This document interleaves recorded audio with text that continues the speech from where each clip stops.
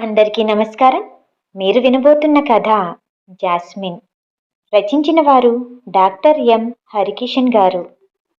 Car పెద్దాసుపత్రి ప్రధాన ద్వారంలోంచి ముందుకు తీసుకెళ్లి క్యాన్సర్ వార్డు దగ్గర ఆపాను. రెండంతస్తుల భవనం అది. సున్నం వేసి ఎన్నాళ్ళయిందో మరి. రంగుపోయిన పాత చీరలా వెలవెలపోతుంది. బయట పేషెంట్ల బంధువులనుకుంటా. పెరిగిన గెడ్డలతో, నలిగిన బట్టలతో, దిగులుగా, దీనంగా. అక్కడక్కడ చెట్ల కింద కనపడుతున్నారు. లోపలికి అడుగుపెట్టాను. ఫినాయిల్ వాసన, రోగాల వాసన, మరుగుదొడ్ల వాసన అన్నీ కలగలిపి కడుపులో దేవుతోంది. హలో నర్స్, డాక్టర్ గదెక్కడా అని కనపడిన నర్సుని అడిగాను. గదివైపు చూపించింది. డాక్టర్ సతీష్. నాకు ఇంటర్మీడియట్ కాలేజీలో స్నేహితుడు. ఒకటే బెంచ్. కర్నూల్లో ఉన్నన్ని రోజులు అప్పుడప్పుడు కలుసుకునేవాళ్ళం. నేను హైదరాబాద్లో గ్రూప్ 1 ఆఫీసర్గా స్థిరపడ్డాక ఫోన్లల్లోనే పలకరింపులు. అమ్మా నాన్న ఇక్కడే కృష్ణసాగర్లో ఉంటున్నారు. అందుకే తప్పనిసరిగా కర్నూలుకి సంవత్సరానికి 2-3 సార్లన్నా వస్తుంటాను. సంవత్సరమైంది మిత్రుణ్ణి కలవక. రేపు మరలా ఒక ముఖ్యమైన సమావేశానికి హాజరు కావలసి ఉంది. ఈరోజు పనేమీ లేదు. సరే, సమయం చిక్కింది కదా అని ముందే ఫోన్ చేసి కలిసిపోదామని వచ్చాను. గది దగ్గరగా పోగానే కాంపౌండర్, సార్ ఇందాకే రౌండ్స్కి వెళ్ళారండి, కాసేపు కూర్చోండి వచ్చేస్తారు అని ఫ్యాన్ వేసి కుర్చీ చూపిస్తూ అన్నాడు. కానీ ఎందుకో ఒక్కన్నే కూర్చోబుద్ధి కాలేదు. ఒక్కొక్క గదే తిరుగుతూ నడవసాగాను. అట్లా జనరల్ వార్డులోకి వచ్చాను. వరుసగా మంచాలేసున్నాయి. రోగులు, వాళ్లతో పాటు వచ్చిన బంధువులతో కిటకిటలాడుతోంది. నెమ్మదిగా ఒక్కో మంచమే దాటుకుంటూ పోతూ ఉంటే ఒక బెడ్ పైన ఏదో పరిచిత ముఖం తలుక్కున మెరిసింది. ముందుకలా వెళ్ళిపోతున్న వాన్నల్లా ఆగి వెనక్కి చూశాను. ఆ మంచం చుట్టూ ఎవ్వరూ లేరు. ఆమెొక్కతే. ఒళ్ళంతా తెల్లగా పాలిపోయి, పీక్కుపోయిన ముఖంతో, ఎక్కడికక్కడ కండలు కరిగిపోయి, చావుకి బ్రతుక్కి మధ్య ఊగిసలాడుతున్నట్లుగా ఉంది. ఆమె ముఖం వంక పరిశీలనగా చూశాను. కళ్ళు మూసుకునుంది. నిద్రో మరి తెరిచే శక్తే లేదో తెలియటం లేదు. అదే ముఖం. అదే ముఖం కాదు, ఆమె. ఒళ్ళంతా తెలియకుండానే చిన్నగా వణుకు. గుండె వేగంగా కొట్టుకోసాగింది. కళ్ళు తిరుగుతున్నట్లనిపించింది. శక్తినంతా కూడగట్టుకుంటూ నెమ్మదిగా మంచం దగ్గరికి చేరుకున్నాను. వేరే రోగుల దగ్గరున్న వాళ్ళంతా మాటలాపేసి నన్నే విచిత్రంగా చూస్తున్నారు. బహుశా నా ఖరీదైన దుస్తులు వాళ్ళని ఆశ్చర్యపరుస్తున్నట్లున్నాయి. స్టూలు జరుపుకొని దగ్గరగా కూర్చున్నాను. ఆమె కళ్ళు మూసుకునే ఉంది. తదేకంగా ఆమె ముఖం వంకే చూస్తూ చేతి మీద చేయి వేశాను. ఆ స్పర్శ ఏదో కదలిక. కళ్ళు కొద్దిగా తెరిచి చూసింది. మరు నిమిషంలోనే ఆమె కళ్ళు పెద్దగా అయ్యాయి. నమ్మలేనట్లుగా ఉన్నాయి. పెదాలు కొద్దిగా వణికాయి. అట్లాగే నా కళ్ళల్లోకి చూస్తుండిపోయింది.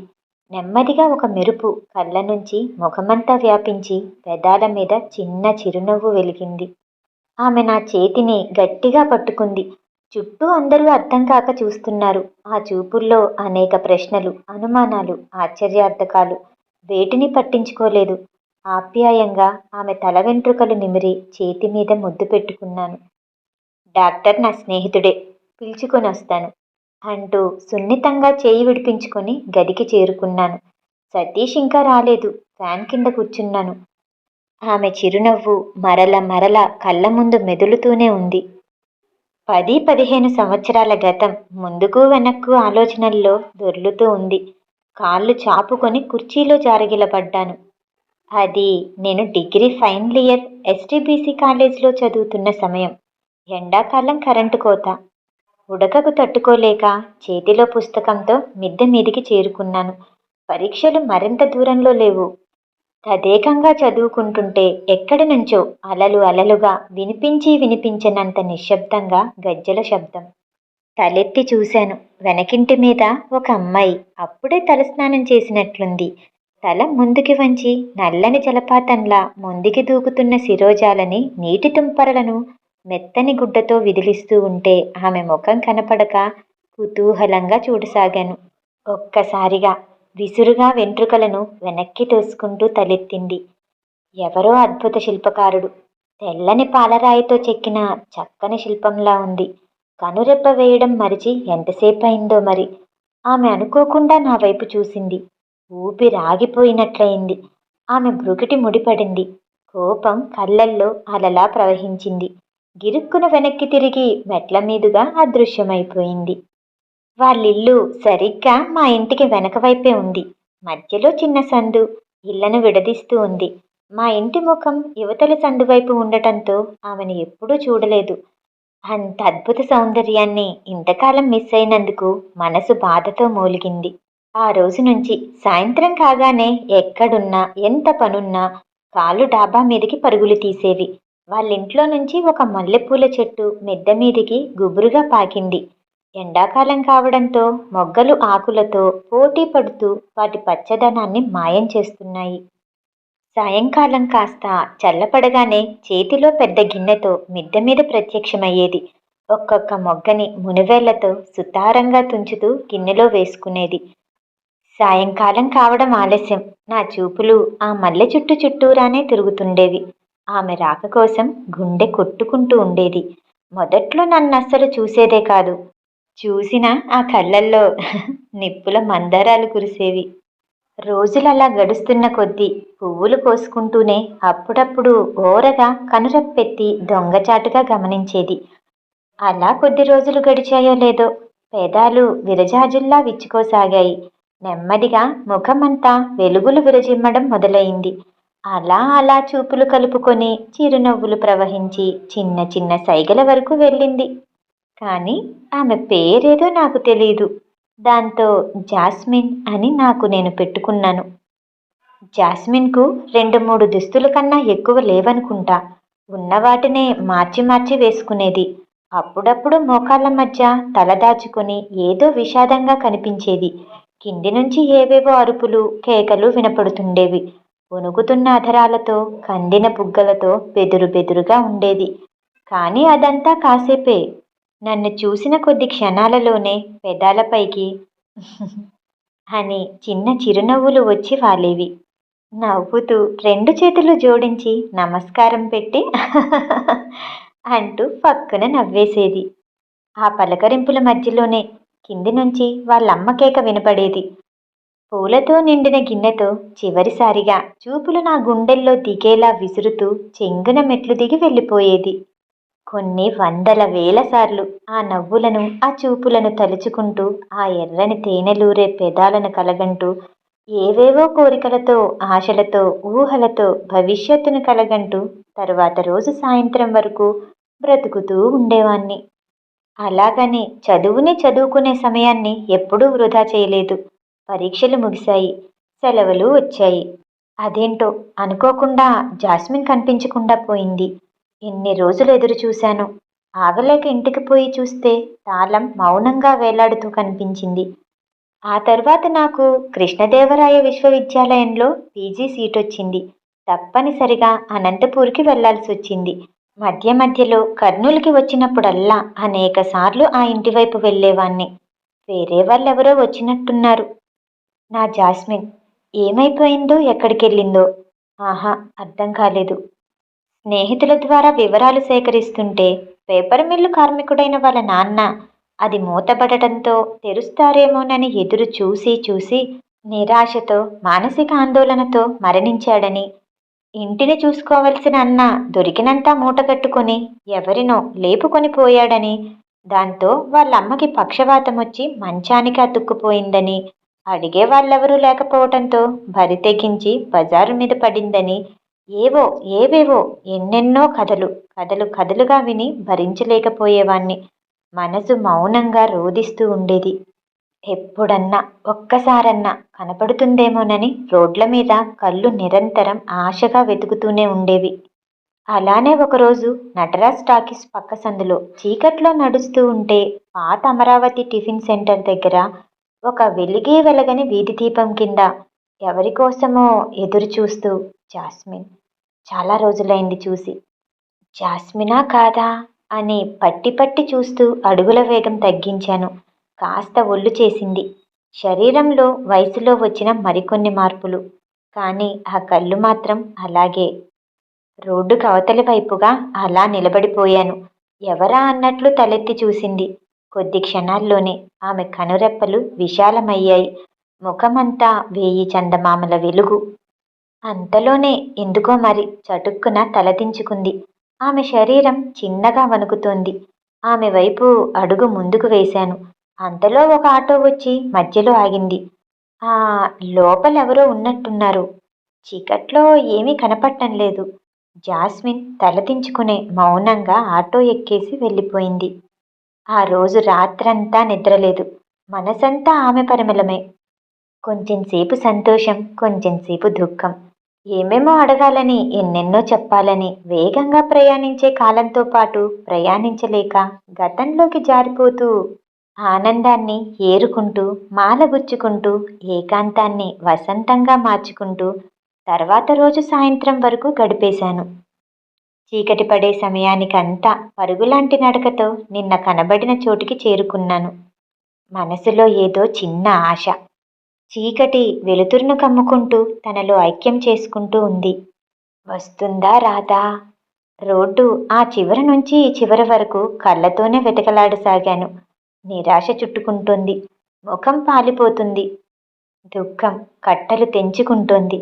అంతలో ఒక చిన్న పిల్ల తెమ్మర మల్లెపూల పరిమళాన్ని మోసుకుంటూ వచ్చి తాకింది. గిరుక్కున వెనక్కి తిరిగాను. కాస్త దూరంగా గోడనానుకొని తదేకంగా నన్నే చూస్తున్న జాస్మిన్. ఎంతసేపు అయ్యిందో వచ్చి అంటూ పక్కున ఇంద్రధనస్సులా నవ్వింది. వేగంగా ముందుకు వచ్చి గట్టిగా నా చేయి పట్టుకొని అటుగా వస్తున్న ఆటోని ఆపి ఎక్కించింది. నిజంగా నా నోట మాట రావడం లేదు. ప్రవాహంలో పడి కొట్టుకుపోతున్న వాన్లా ఆమె వెంట నడిచాను. ఆటో కొండారెడ్డి బురుజు మీదుగా పోయి సాయిబాబా గుడి దగ్గర ఆగింది. ఎవరూ గుర్తుపట్టకుండా కొంగు తల మీదుగా కప్పుకుంది. నా చేయి ఆమె చేతిలోనే ఉంది.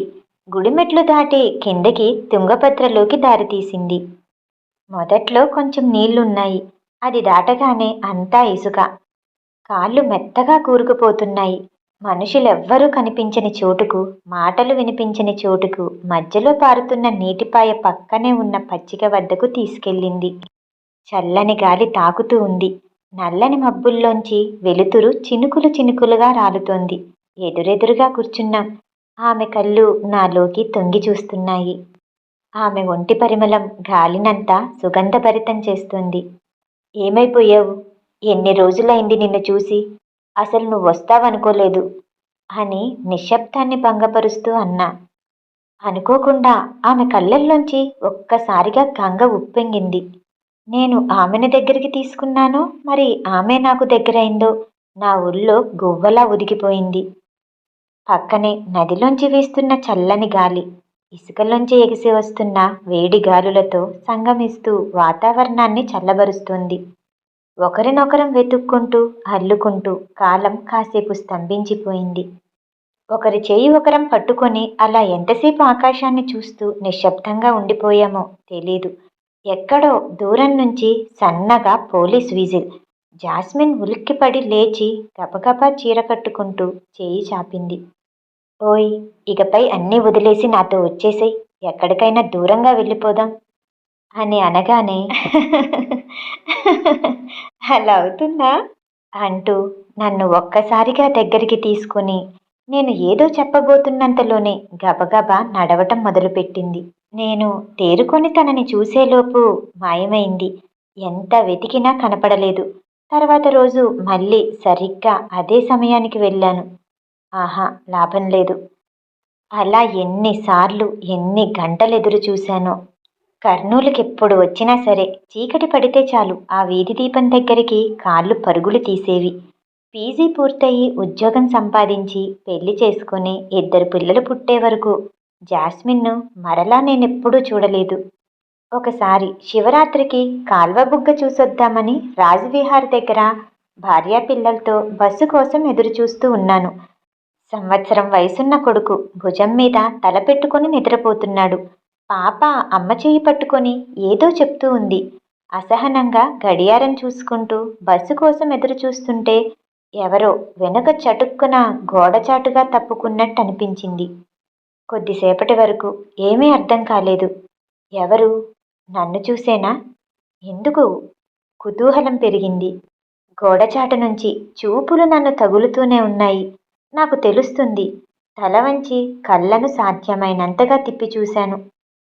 గాలికి ఒక పాత మాసిపోయిన చినిగిపోయిన చీర ఊగుతూ ఉంది.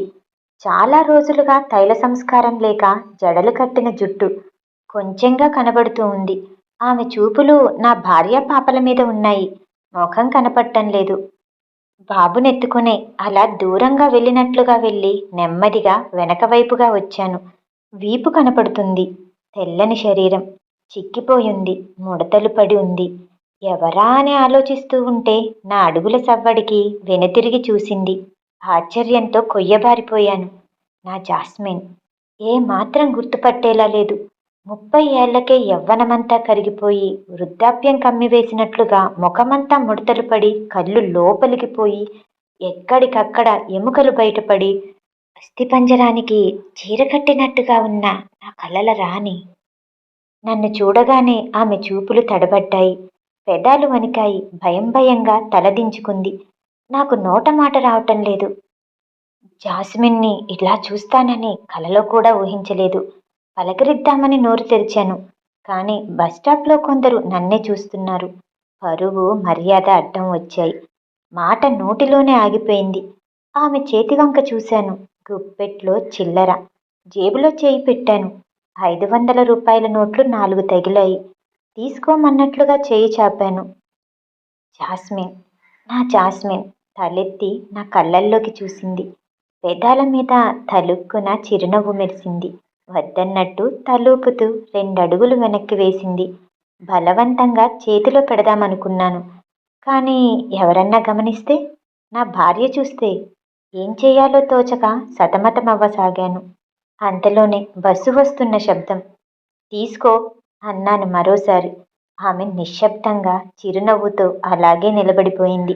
ఏం చేయాలో తోచక బాబుతో వేగంగా ముందుకు వచ్చాను. అప్పటికే నా భార్య నా కోసం కంగారుగా అటూ ఇటూ వెతుకుతుంది.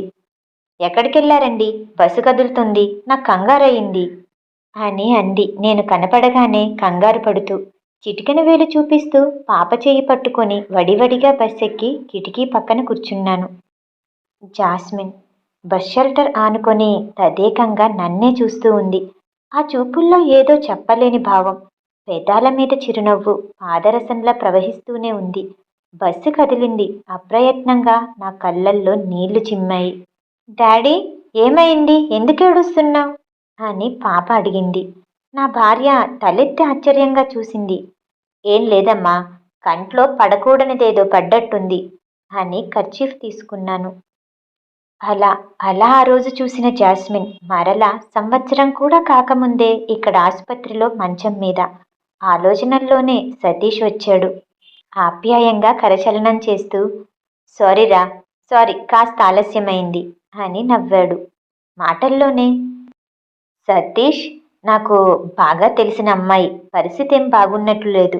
కాస్త కేర్ తీసుకోగలవా? అవసరమైన డబ్బు నేను పంపిస్తాను. బాగా తెలిసిన అమ్మాయా? ఆ పద. ఎవర్రా? ఎవరు అంటూ సతీష్ నా వెంట నడిచాడు. జాస్మిన్ని చేరుకున్నాం. ఆమె కళ్ళు నేను వెళ్ళిన గదివైపే అచేతనంగా చూస్తూ ఉన్నాయి.